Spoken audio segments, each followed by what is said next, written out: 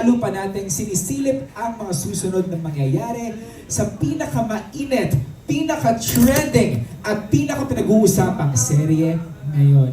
Before anything else, I'd like to invite everyone to watch My Husband is a Mafia Boss soon on Viva One. Subscribe na sa Viva One for only 99 pesos per month, 269 pesos for 3 months, 499 for 6 months, and of course, 949 pesos for 1 whole year. Before we begin, I'd like to thank, of course, our very beautiful venue for today, Bodeju. Parang pakalamatan ng Bodeju, guys. Japanese cuisine at its best, at its finest, yup. Pero bago natin makasama si Dong and Wife, panoorin muna natin lahat. Ito, Roll VDR.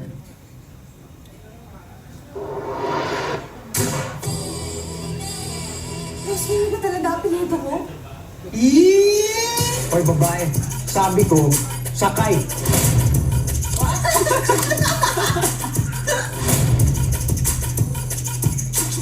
Please trust me. Kailan tayo mag-honeymoon? Ang ganda mo. Masalamat na ba ako?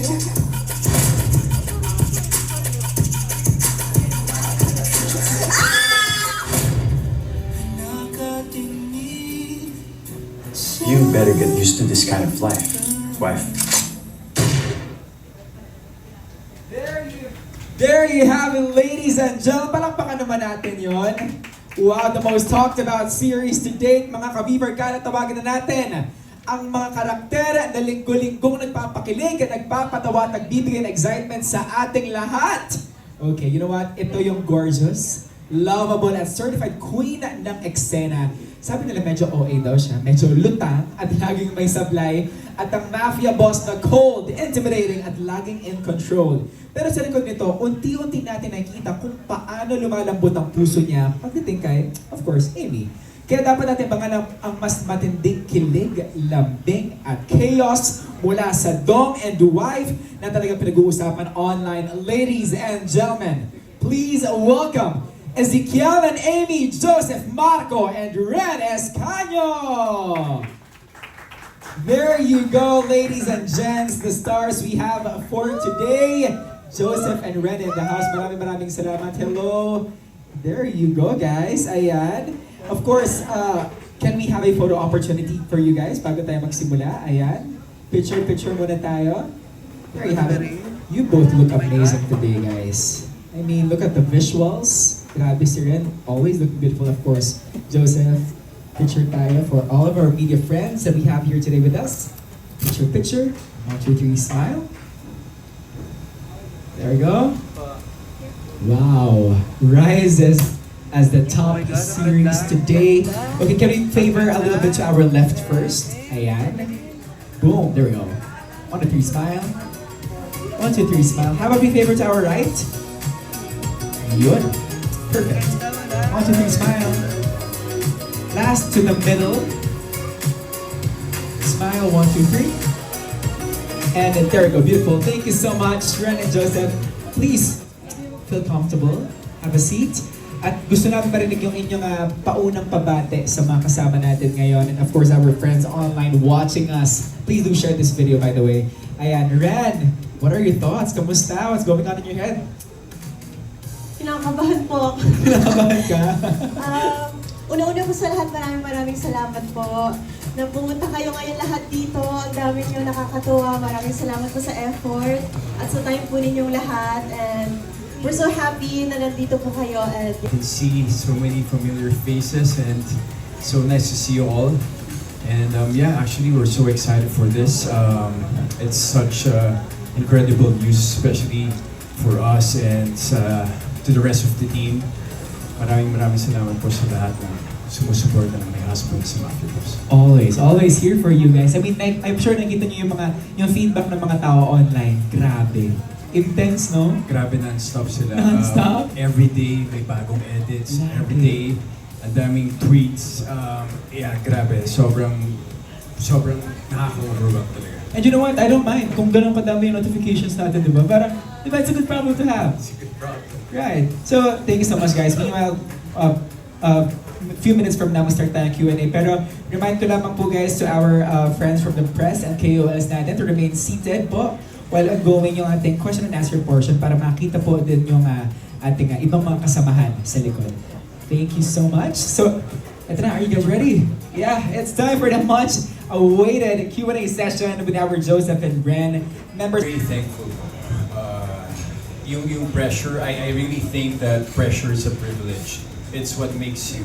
You know, the more I think about pressure, the more pressured I am. I feel like mas nalalabas ko yung best ko. That's why we're so thankful. Kasi una pa lang, alam namin na malaki na yung hihingin sa amin itong proyekto na to. You know, 390 million reads. It's such an honor to play Ezekiel Roswell, and of course, you know, si Amy, play alongside Ren Escanio. We're just so grateful na tinanggap kami and, you know, na-enjoy ng mga tao yung mga pinaghirapan namin. Actually, we're not even halfway there. Nasa episode 7 pa lang tayo, pero grabe na yung init ng pagtanggap ng mga tao. So, yeah, hanggang episode 20 to. Yan. Oo, so wala pa pala sa hap, pero talagang grabe, may celebration na ngayon, may pa-press con na rain yan. Oo. Ako naman po, nung bago po kami mag-umpisa, hindi ko talaga, wala akong expectations. Parang, ang nasa isip ko lang noon, I'm so happy and grateful kasi mayroon pa akong work. And bonus na lang, malaking bonus pag tinanggap ng mga tao, pag may mga nanood. Kaya parang, lahat po ng mga pinagpapagura namin, araw-araw sa taping, lahat ng puyat, at lahat po ng pagod. Hindi kasi talaga siya madali. Diba? Lalo na sa character ko. So parang sa mga nakikita ko ngayon kung paano siya tinatanggap ng mga tao, sobrang worth it talaga lahat. As in parang nasa point kami ngayon na parang kung ito yung nabigay namin, parang mas meron kaming motivation na mas ibigay palalo sa kanila kasi ang sarap-sarap na minahal nila pabalik kung ano yung minahal namin na project. So yeah, we're so grateful. Yun, oh. Siyempre yung Viva One, di ba? Known for bubongga ng series, top rated yung mga sa mga bagets, di ba? Oo, pero yun, ito daw ngayon yung nangabog doon sa mga series na yun. Oo. I feel like, yeah, that's true, but I feel like there is an advantage if may mga experiences yung makakasama mo. And I feel like because of those experiences, parang we give so much to the table. And so, yeah, very thankful lang talaga na it's sobrang timing at na binigay sa amin itong proyekto na to. That's why we were able to showcase our talent. And at the same time, it doesn't feel like we're working with Ren and, working with the team. Yan, oo. Meron na raw ba kayong bonus? Oo. May bonus pang binigay si Boss B. Kasi parang Ren gusto malaman ni Tita Aster, syempre co-manager siya, di ba? Oo. Depende sa iyo, tita, kung mapupush natin yung mga ganyang bagay. Sorry, medyo mahina. Oo. Depende sa iyo, tita, kung mapupush natin yung mga ganyang bagay. Tita Aster, oo, di ba? Tita Aster, i-push mo para may commission ka. Oo. Yan, pero mas masarap kung may bonus, di ba? Tama? Joseph and Ren. Siguro ano po, bonus po sa amin kapag nagka-season 2. Mas gusto mo yung season 2 kesa sa monetary. Or movie. Okay. Mas work po, mas work. Boss Vic, hello po. Marco. Yeah, same. I feel like yun yung pinaka magiging bonus namin pag nakita namin nanganganak yung mga projects namin. That means we're effective as a team. So, yeah, Boss Vic, baka pwede naman. Yeah, it's so nice. Pero alam mo rin napansin ng lahat, blooming ka. Is it because of Joseph? Oo. Baka namang nadidevelop na kayong dalawa, ha? Hindi, una po sa lahat, napakagaling po ng glam team ko today. Yung glam team ko po, stylist, as in, tinulungan po nila ako. Kasi galing Kakaiba po yung kami. dating mo. Galing po kami. Actually, hindi ka nakilala ni Tita Aster mismo. Kung Ako po manager mo, ito, hindi ka Tita nakilala. Aster. Kakaiba talaga ang dating mo. Thank you po. Pero, I guess ito yung glow kapag happy ka talaga. Kasi, di ba, happy tayo, no? Masaya po talaga kami. As in, kanina po galing kaming taping. And actually ako kahit late kami natapos kasi last 2 days na lang po kami. So tinatapos na namin talaga lahat. Opo, So, pero last So, pero yung pakiramdam parang hindi siya nakakapagod at all. Kasi happy set talaga kami, lahat kami nag-enjoy. So last 2 days, naku, Yeah. Joseph, anong mamimiss mo kay Ren? Siya. No, pero we're always in touch naman eh. Palagi kami magkausap. And yeah, so... And I'm sure marami pa kami gagawin nito. Ang bongga ng pagkakasabi Very mo. positive. We're always in touch. Yan, bongga, di ba? Oo. Pero yan lang, thank you and yan, congratulations, bongga. Thank you so much. So sabi mo yung kanina, you don't mind madaming notifications. Lalo pag galing kay Red yung notifications. Okay yun. Up next, we have a TikTok content creator. Let's have World of Dongs. Hi! Ayun. So, ito yung question ko. Nung pinanood kasi namin yung episode 1, parang minsan kami yung napapagod sa'yo rin. Diba? Parang ang dami-dami niyang ginagawa, very, very hyper siya. And as the story goes by, very hyper ka, Vincent Joseph, very nonchalant. Diba? So, my question is, napapagod ka ba habang tinitape mo tong My Husband is a Mafia Boss? And ano yung masasabi niyo sa ginagawa niya dito sa series? Of course, syempre po tao lang din kami, mafe-feel po talaga namin minsan parang nakakapagod siyang gawin. Pero fulfilling po kasi siya, lalo na kapag mahal mo po yung ginagawa mo. So ako parang ang haba ng mga lines, as in, sobrang haba ng mga linya, ganito kakapal yung mga script namin everyday sa taping na kailangan namin gawin ng mga eksena.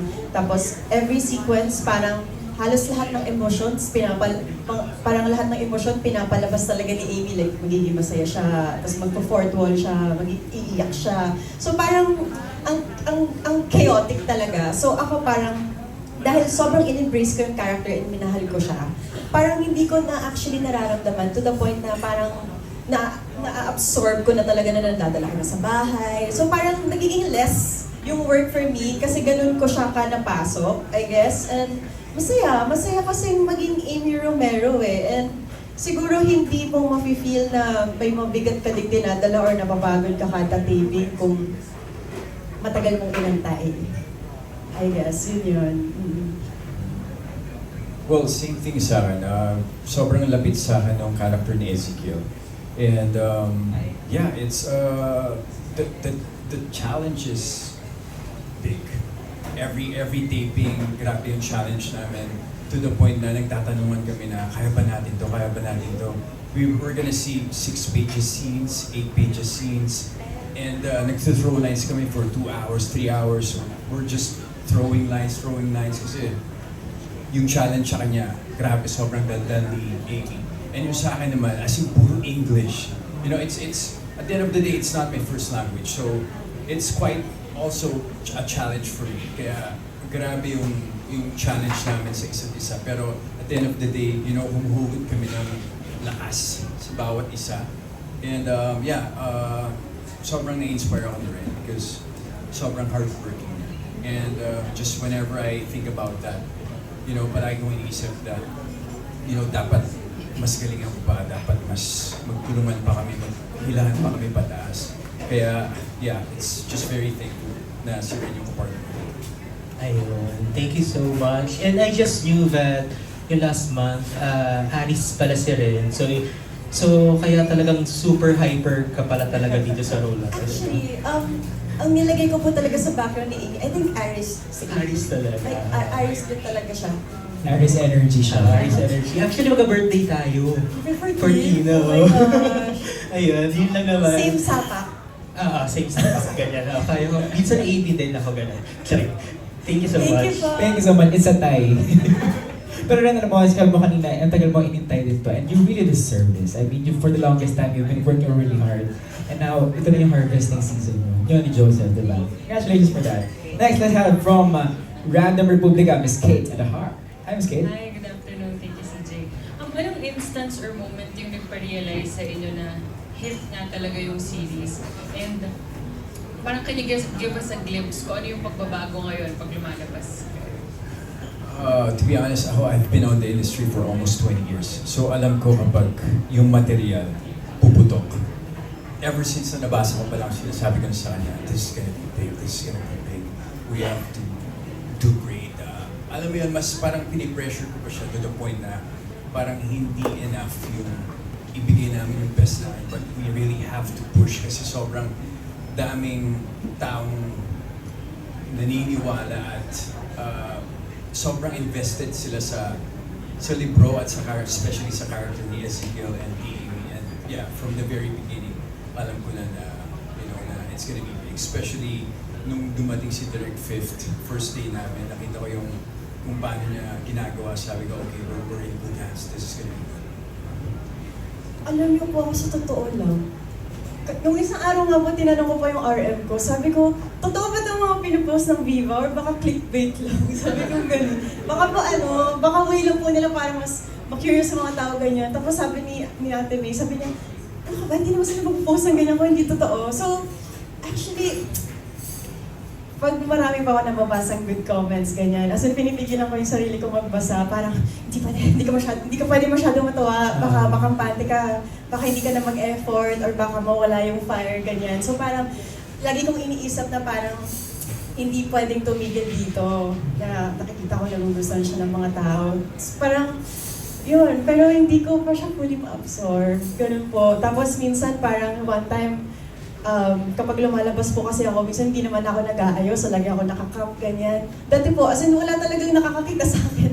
Parang apparition lang ako ganyan, wala pong nakakakita sa Pero naman akin. yung apparition. Tapos po ngayon, parang kahit nakakap ako, hindi kita yung mukha ko, biglang may magpapapicture. So parang, okay, parang may ganun na sila na parang nagiging familiar na sila. So minsan parang pag nag-grocery po ako, parang diba, nagpapapicture sila kahit nakatakot yung mukha ko, parang, okay, may nanonood nga. Parang kung gano'n, yung mga napapansin kong mga kakaibang bagay at pagbabago ngayon. So, thankful po ako doon. Kasi dati parang pangarap ko lang yun yung makita ka ng mga tao, diba, parang makita nila yung kung ano yung potential mo, kung ano yung mga kaya mong gawin. And then ngayon parang nakikita na nila unti-unti. So, yeah. Saya. Congratulations. And yung second question ko, nabanggit ni Joseph kanina na you're in touch. So parang na-observe din talaga kasi dati parang medyo nahihiya ka pa kay Joseph. Ngayon, can you share with us kung paano yung interaction niyo off-cam? Non-stop chat ba yan? Paano kayo? Nagpapadalahan din ba kayo ng reels? Paano? Well, we're in touch in a way na parang na-enjoy mo yung kwentuhan. And yeah, well, mostly naman pinag-usapan namin about, the series, about, sometimes yung mga buhay namin. And yeah, masarap kausap si Ren. And marami kaming napapag-usapan sa kahit yung mga sensitive topics. And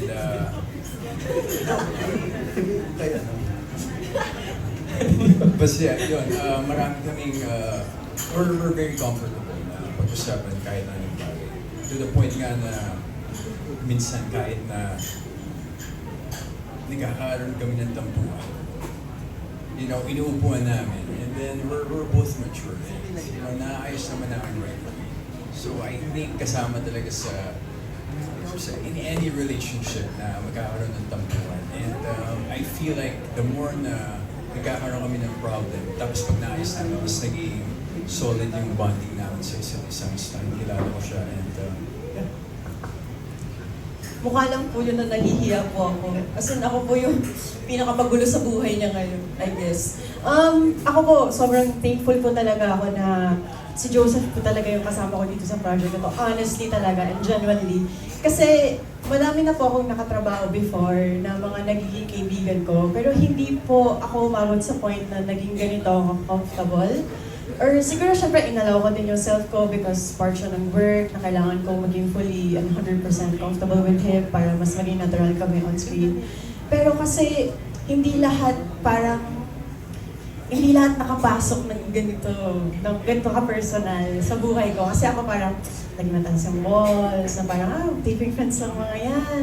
Hindi naman, mga ganun po. Pero ngayon parang, umaabot kasi sa point minsan na kapag, kunwari, may mga nagagawa-gawa siyang parang, ganun kami ka-comfortable sa isa't isa na kaya ko mag-open up sa kanya kapag hindi ako komportable or kapag yung ganun po. So, I guess nasa level kami ng your relationship namin na nakabuo talaga kami ng ganung klaseng bond. Yeah, no? Thank you. Tatawa ka, Joseph. Okay. Okay. Thank you so much. Skate, beautiful. Next, let's have from another TikTok content creator, Patrick Fresno, in the house. Hi, Pat. Hello! Una po, nandito po ako, sir. Una-una po, I want to say na sobrang proud ako from the, nung screening pa lang natin nung una, alam ko papatok to. And ngayon nga, #1 series na to. And ang aking tanong ko lang is, dahil nga patok na patok may happening sa Mafia Boss, ready na po ba kayo for a movie? And kung ready po kayo, anong movie ang gusto nyong gawin? Hi Patrick, by the way, I'm a fan. Fan ako ng mga reviews mo and thank you so much for reviewing My Husband is a Thank Mafia you Boss. po. Alam naman natin kung gaano kaka-transparent. So, we're thankful. Movie, actually, sinasabi ko sa kanya, I wanna do heavy drama. Yung mas totoong tao. Kasi diba, si Zeke and Amy very, like, yung character nila, hindi, parang it's too good to be true. But I wanna portray, like, a really normal. And I wanna do heavy drama with Rick. I think it's gonna be a good one. Thank you po. Same. Hi pa. Thank you sa pagpunta. And thank you kasi lagi akong kinakabahan pag nagre-review ko eh. So far naman, yung, di ba, magaganda po yung mga nasasabi niyo. So maraming salamat With the sound po. effects. Yes, correct. With gigil. So maraming salamat una sa lahat. And siguro ako, kung movie, parang gusto ko pong Philippine adaptation ng isang Korean film. Parang ganun. So parang more on rom-com, pero may drama, yung ganyan. Para mas malabas pa namin yung sa ganung side namin. And yun, wala lang. Gusto lang din po namin may mapatunayan pa. Subukan niyo po. Try niyo po kami. Try lang po. Try lang. Try lang. Why not? Why not? Ganun. Thank you po. Thank you po. Thanks, Pat. Beautiful. Next, let's have from a TikTok, People's Journal, and PM, Tita Aster Amoyo.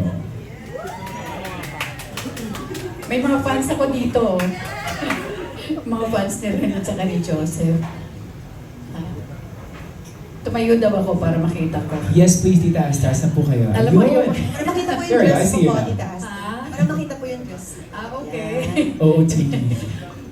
Hindi ko tuloy alam kung tatanong ko sa inyo. Doon ko lang pipick upin sa interview, exclusive interview ko sa inyo sa TikTok with Aster Amoyo, sa vlog ko. Sa YouTube channel, di ba? Napanood nyo na, di ba? Kakaiba yung tinginan yung dalawa. So, susugan ko lang yung ni June Lalin kanina. Ito walang to hindi to put on, wala itong just because anak-anakan ko si Ren. Walang to Kasi never ako nakikialam sa personal na buhay, lalo na sa love life ng anak-anakan ko. Never. Huwag lang pababayaan yung trabaho. Ang ko lang doon, ibang klase ang tinginan nyo sa isa't isa.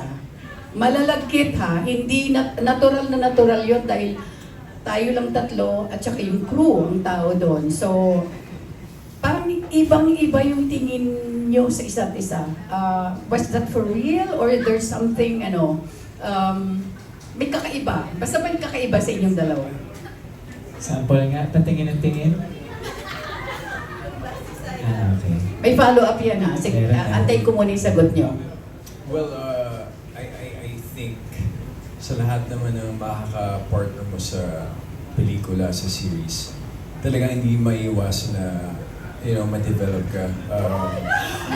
Hindi maiiwasan na May reaction makilala mo yung dito. tao, magustuhan mo yung tao, magalit ka sa tao, alam mo yun. Pero, yeah, so far, I'm very lucky and thankful na sobrang healthy nung relationship namin sa isa't isa.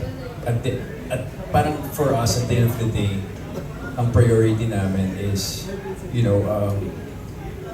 mag-focus kami dito sa team up namin. And mas galingan pa namin sa mga opportunities na darating. And kung nagkakaroon man kami ng tampuhan, I always tell her that our tandem is bigger than us. So hindi tayo dapat maging selfish na nagtatampuhan tayo. At the end of the day, we have to overcome itong mga pagsubok natin as a team. So, yeah. Opo, tama po yan. Siguro po yung mga ganung tinginan po, yun yung tinginan kapag Ay, kapag ano po, kapag ganun ka-comfortable sa isa't isa. And ako po personally, nafe-feel ko po talaga kay Joseph na palagi po akong safe. So, safe space ko po talaga siya. Kasi kaya po siguro may ganong connection. And yun po, tita. Ako po, alam niyo naman po, tita, sobrang tagal ko pong inantay na mabigyan po ako ng break. So parang, like may walls pa din. Kailangan maging smart tayo lalo ngayon sa panahon na to. So I guess, gusto ko pong yumaman. Gusto ko po, hindi. Honestly, matagal ko po itong inantay. So yung focus ko po right now is yung career ko po talaga. And kung dumating man yung mga tamang tao, siguro mas maiintindihan po nila na first love ko po talaga is yung craft ko and yung pagmamahal ko sa trabaho ko. So kung mahal ka talaga ng tao, parang mamahalin ka Ba't din hindi mo direkta si Joseph kaming katabi mo? Diba? Ba't hindi Alam sabi niya ka na po na kasi iba? yan. Nasabi ko na po sa kanya. Alin? Anong sinabi mo sa kanya? Alam na, kilala na po kasi ako ni Joseph eh. So parang, alam niya na po yun. So parang, tsaka, Hindi namin alam. Good job, Tita Aster. hindi, tita kasi natatakot na kasi ako eh. Ayoko na kasi parang kaya yung focus ko ngayon doon na lang sa bagay na hindi ako masasaktan. Diba? So parang, Alam doon na lang tayo mag-focus. So kung may mga tao man na gusto pumasok sa buhay natin, kailangan yung respect and yung diba, sa'yo. So parang, basta yun na yun kasi. Joseph, pakiclear mo nga sa amin. Kasi medyo naguguluhan kami sa sagot ni Ren eh. Joseph, you wanna say something? In short lang po, nag-iingat lang talaga siya. And yeah, siguro when it comes to maturity kasi, hindi ka lang basta sumusugo, di ba? You wanna test the waters first. So right now, she's smarter at gusto niya sigurong ayusin lahat ng bagay sa buhay niya. And of course, syempre, to be with someone, magkaroon ng isang relationship, that's so big. Kasi hindi lang yung taong yun yung makakasama mo, kundi yung values niya, yung ways niya, kung paano siya, kung tamad pa siya, masipag pa siya. So lahat yun, kukunin mo eh. And so at this point, naiintindihan ko si Ren. Kasi feeling ko nandun din ako sa life ko na parang, parang you don't just wanna rush things. You wanna make sure na maayos lahat, especially yung magiging partner mo at magiging kasama mo sa buhay.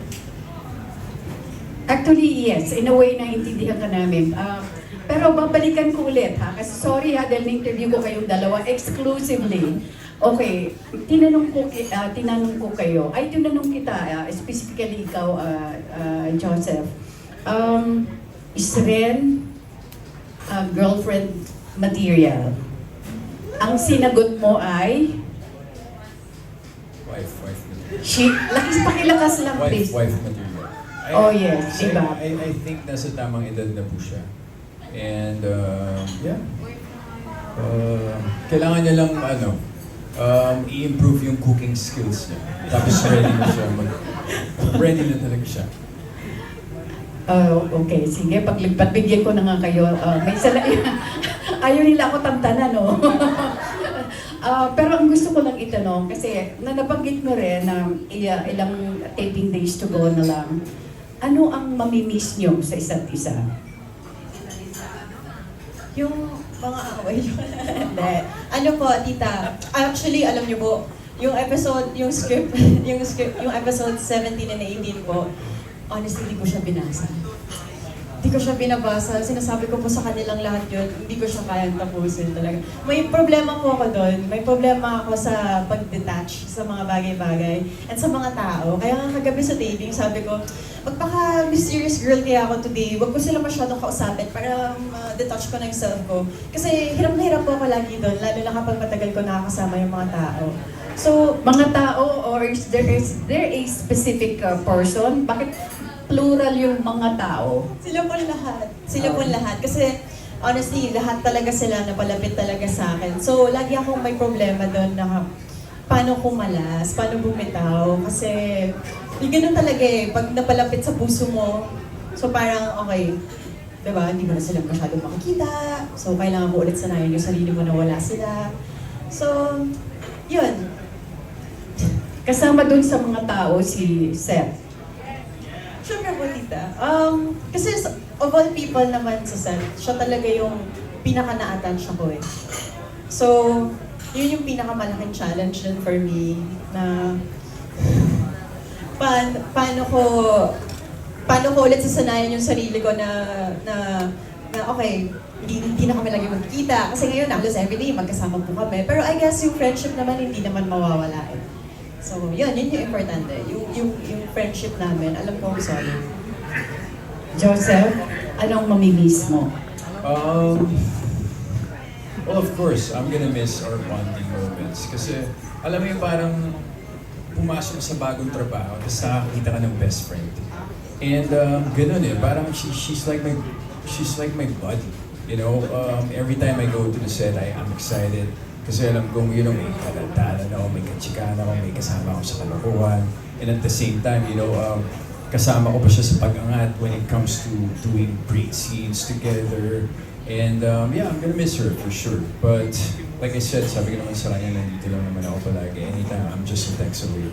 So, and I'm very positive na, you know, marami pa kaming gagawin. That's why I'm not really worried.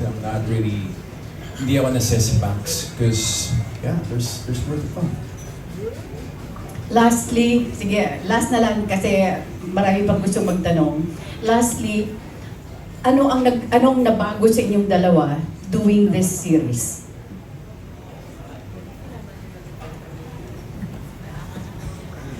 Ako, tita, aminado po talaga ako. Ako yung tipo ng tao na minsan immature po ako sa pag-handle ng mga bagay-bagay. Correct. Opo, as in lagi nauuna yung emotions ko talaga kaysa sa utak ko.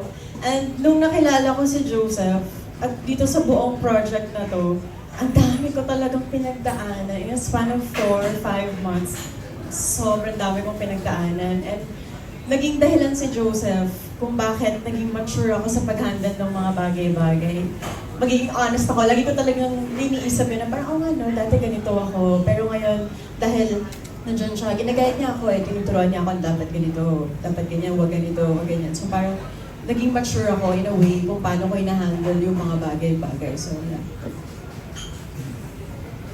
Well, ako siguro pagiging, parang mas naging mapasensya ako. It's patience talaga, patience. Hindi, like what Ren said, hindi ka dapat maging emotional palagi. Hindi ka dapat mag-focus sa sarili mo. You have to ask, ano kaya nararamdaman ng tao nga? What if I put myself in her shoes?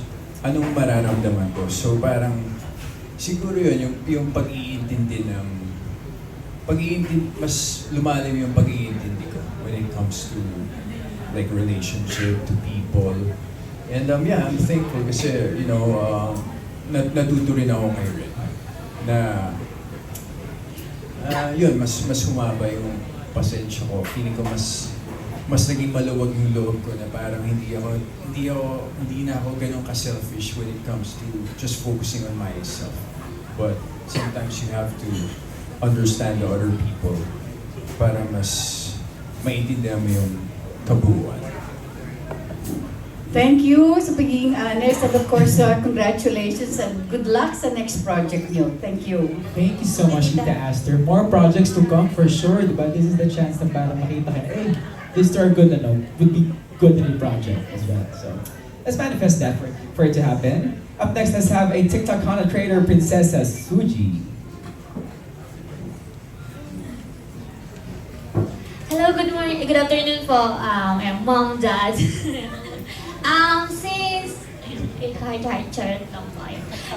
Since na-mention niyo po na you are aiming for season 2, so if ever na mapagbigyan kayo ni Viva ng season 2, ano yung parang pinaka-exciting scenes na gusto niyong gawin from the novel?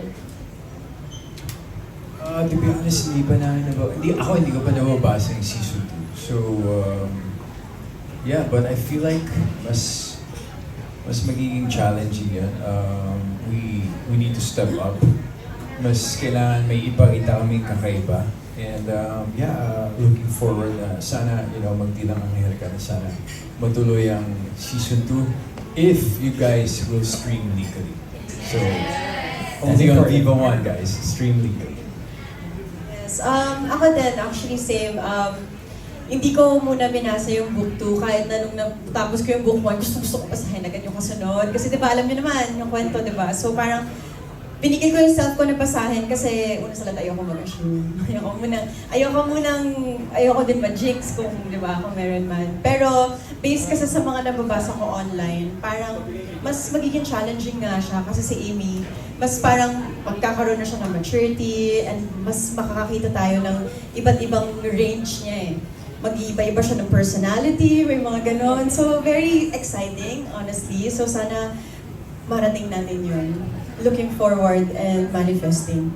Kung mag-stream kayo legally, totoo, and kailangan niyo po kami tulungan dun sa part na yun, na sana mas-spread natin yung awareness, na sa Vivo 1 lang po talaga dapat manood yung mga tao. And magtulungan tayo kasi nag-work siya, guys. Nag-work siya, kaya nga diba, sabi nila, number 1 daw. So, maraming salamat sa inyong lahat. As in, malaking bagay kayo kung bakit nandito kami ngayon. So, maraming salamat. Okay, yun po. Since sa season 2 kasi may pagkaseryoso na si Amy. Tapos parang if ever, ano yung parang pinaka magiging challenge for you? Kasi dito sa season 1 baliw-baliw si Amy, ganyan. Tapos yun nga po, nasabi niyo na yung may different personality na makikita. Tingin mo mahihirapan ka ipakita yun na may different parts si Amy? Honestly, excited ako.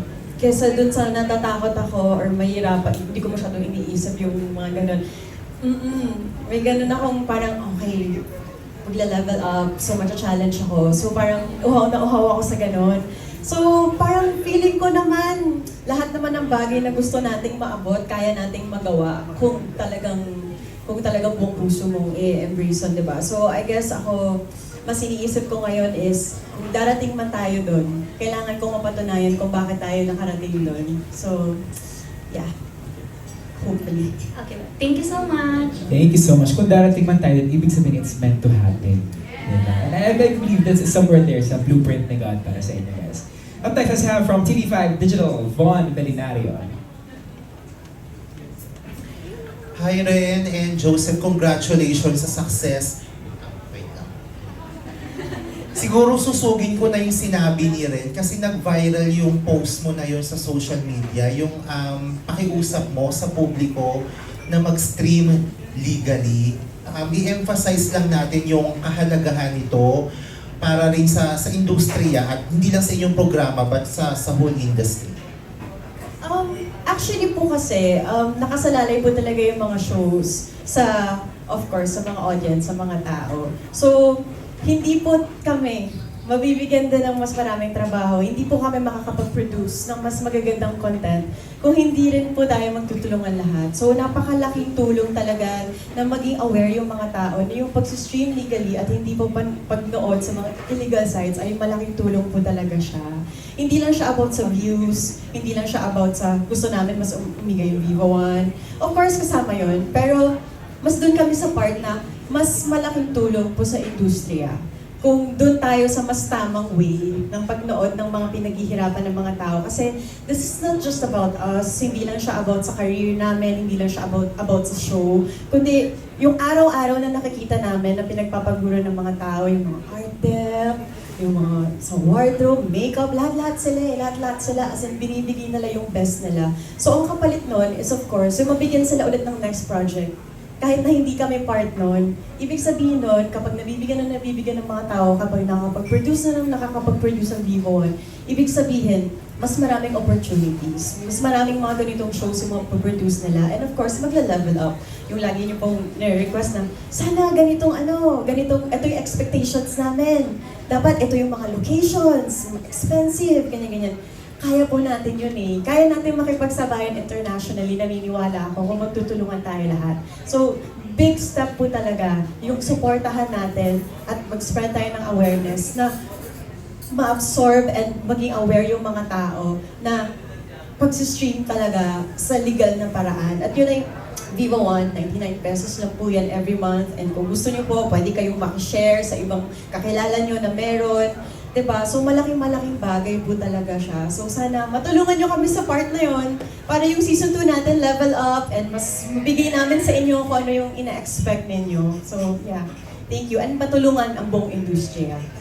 Great points, Ren. Thank you and congratulations. Thank you so much. Points taken. Diba? So again guys, stream legally only on Viva One para sa kaalaman ng lahat. Up next, let's have a TikTok content creator. Is this Ika or Aika Lansang? Hi, Miss Lansang. Hi! Hi. So, first off, congratulations sa success ng series. And I guess my question would be, meron bang moment na yung scene feeling nyo cringe, pero deep inside, during the take and after the take, ay, kinikilig pala ako? Whenever something like that happens, mararamdaman mo kasi yun sa ano pa lang sa rehearsals pa lang. So, ginagawa na namin ang paraan na hindi mo kasi pwedeng artiyan kapag nire-reject ng katawan mo. You have to bring that up to the direct. Direct, can I change my line here? I don't feel like this is working. I don't think this is, this is good. So, dun pa lang inaayos na namin. That's why I feel like yun ang trabaho ng isang artista. The script is just a guide, but how are you gonna give life to the guide? So, dun lumalabas yung creativity namin. Dun lumalabas yung kung bakit kami nandun. Yeah, lalo na po sa character ko and knowing the fact na yung book po kasi sinulat ko siya way back before. So marami na talaga ding mga pagbabago or nag-mature na yung audience natin. So parang naging challenge din po talaga sa amin yun. Lalo na kay Direct Fifth na sobrang tinulungan po ako sa part na yun kasi as we all know, grabe. As in, alam natin kung gaano ka-cringe sa Amy. Sobra. And nung nag-uumpisa kami, nakakabasa pa ako ng comment na, dapat si Amy, mas cute yung boses niya. Kasi nagbe-baby talk siya. Kasi nag-baby talk talaga siya sa buong book.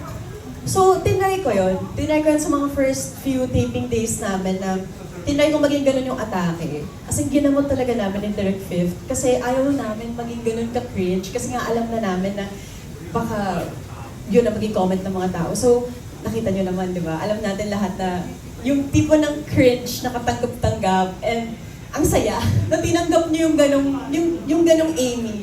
So, yeah, we're so happy na ito yung show na akala mo cringe pero tinanggap ng buong sistema mo.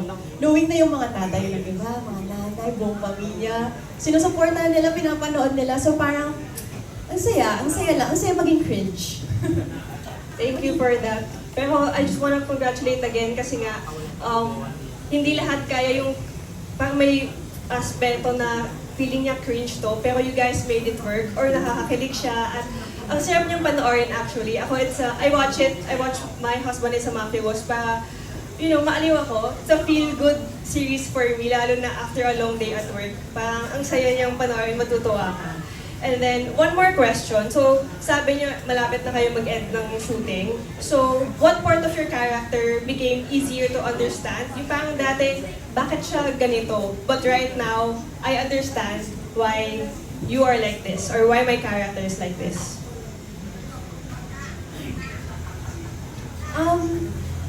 Ako syempre, una-una sa lahat yung pagiging baliw talaga niya. Literal na, ang lakas ng tama ni Amy talaga.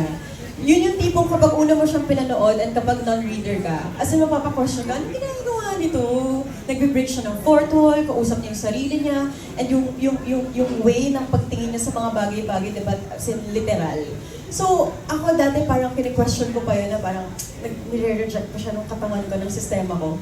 Pero na-realize ko, habang tumatagal, nagiging normal na siya.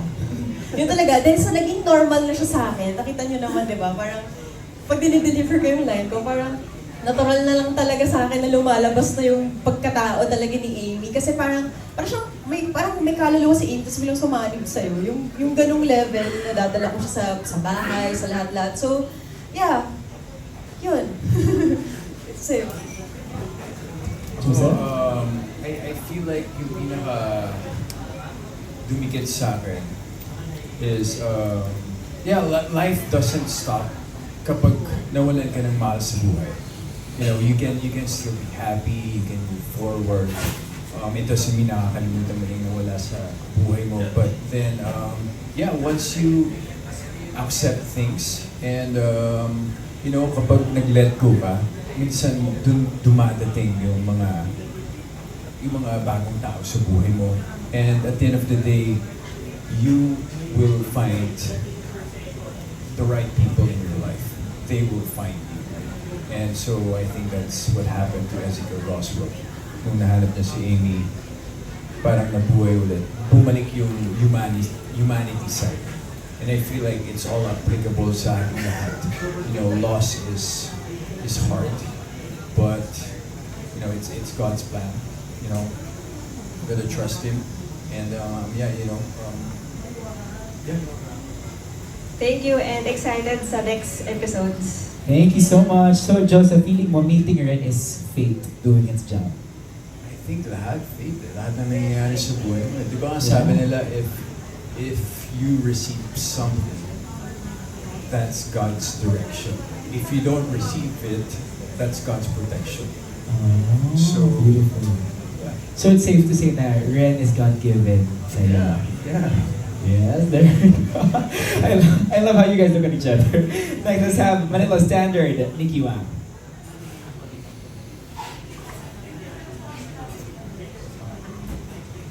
Okay, let's have first TikTok content creator, Sab Santos.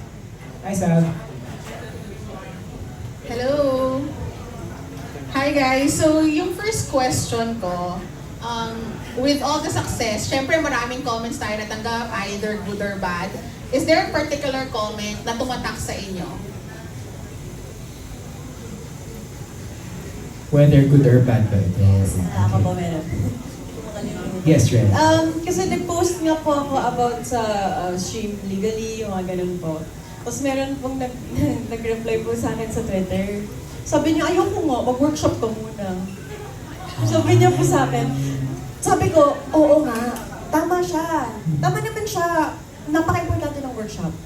Napaka-importante ng workshop bilang actor. Sabi ko, ano, baka nga siguro sa nakikita niya, kulang ako pa ako sa workshop. Pero tinanggap ko talaga yung buong.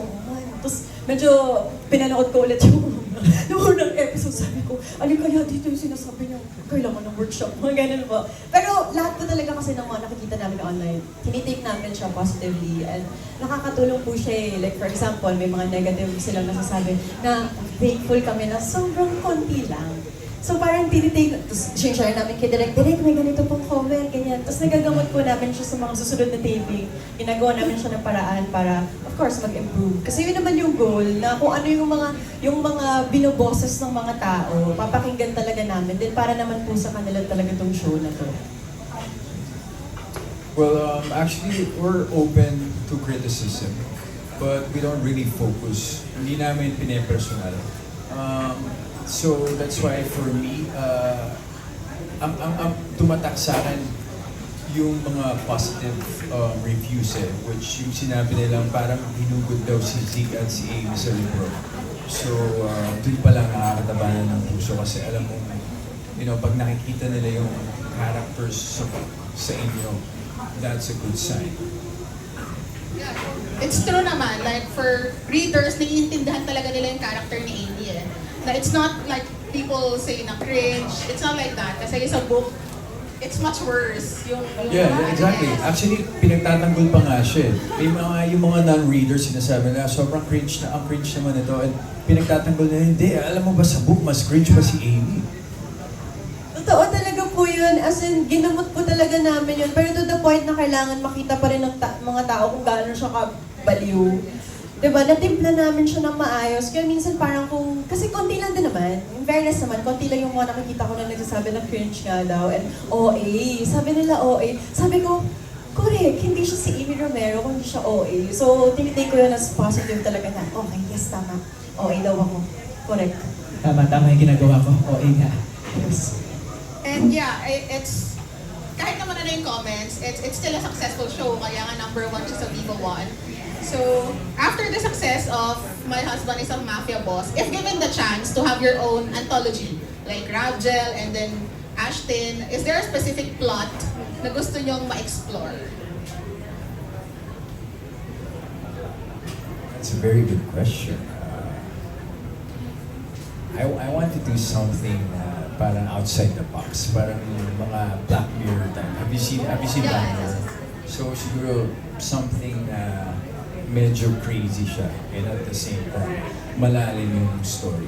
Sci-fi, psychologically driven show. Mga ganon, or gusto ko maging multo ulit. Mga ganon po, maging multo ulit. Siyempre, rom-com. Gusto ko pa rin gumawa ng rom-com and heavy drama. So sana iba-ibang genre para mas maging flexible tayo at makita din ng mga tao na may iba pa tayong gawin, kaya gawin. So, yeah, hopefully. And then for my last question, this one is for Joseph. Marami kasing nakapansin on how cheerful you are on social media right now. Like, nagpalit ka ng profile picture to a baby photo, tapos first time mo nag-live. Is there a specific reason kung bakit gano'n yung actions mo? Well, influence yan ni Ren Escanio. So, nahawa na rin ako sa kanya. And at the same time, nung naging open ako na, kasi first time ko mag-TikTok live sa set room, kaya mo, like 2 weeks ago, first time ko lang mag-TikTok live. And I was like, masaya pala to okay pala. And then ginawa ko ulit nung nandun na ako sa studio ko. And yeah, at the end of the day, ang dami mong taong napapasaya. So, parang ginaganahan ako. And yeah, ngayon mas bumalik yung pagiging active ko sa social media. And I'm more in touch with the fans and the viewers.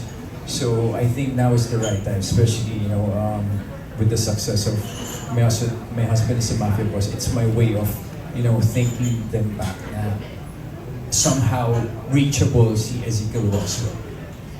That's all. Thank you. Thank you, guys. Yes, Ren, you want to add something? Sure, let's go, let's hear it. Kasi yung mga tao, as in, meron kasing meron last time na parang sinasabi nila na